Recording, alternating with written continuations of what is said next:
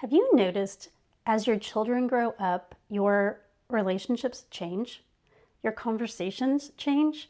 The way you interact with them changes. As moms, this is one of the biggest challenges to adapt to how you need to talk to your kids as they become teenagers and young adults. And we want them to continue talking to us. We want them to come back to us and ask for help and ask for advice occasionally because we have years of experience that we'd love to share with them. But to make that happen, we have to make a bit of a shift. Hey, I'm Crystal Wagner. I'm a life and leadership coach, and I help you get crystal clear on your next steps so you can move forward with confident, faith-filled action. I also am passionate about helping you learn to use a coach approach so that you can transform your relationships by listening better and by recognizing what's your responsibility. That's what we want to talk about in today's video. This is what I wish I had heard when my daughter was in high school. And it took us a while to figure this out. And I have to say, our relationship took some damage in the process. When she was a junior, she was trying to manage her time and do all the things. And I'll just be honest, it wasn't going as well as I would like to have been. And so I got a little more involved. I got my hands involved in what she was doing. I was trying to help her, and she did not take it as help. You may have had a similar experience at some point where you tried to help people, but they really just felt micromanaged. So she was not happy. There was a lot of stress.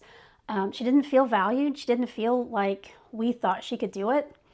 And I had to take a step back. My husband had to take over her senior year. We were homeschooling, and I planned the curriculum for her senior year, and then I stepped back. And I let him manage the deadlines and all of that so that I could remove myself and just focus on the relationship.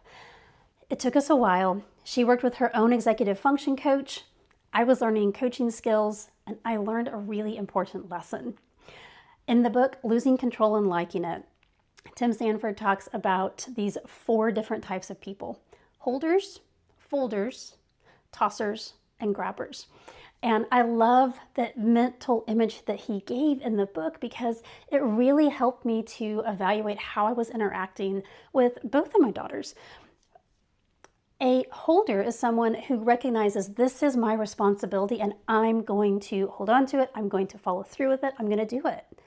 A folder is someone who says, that's not my responsibility. I'm not going to take it. I'm just going to fold my hands and let the other person take their responsibility. And then tossers and grabbers, that's where my daughter and I were that year. A tosser is someone who says, that's my responsibility and I don't want it. I'm going to throw it and let someone else grab it. And a grabber is someone who says, that's your responsibility and I'm going to help you with that.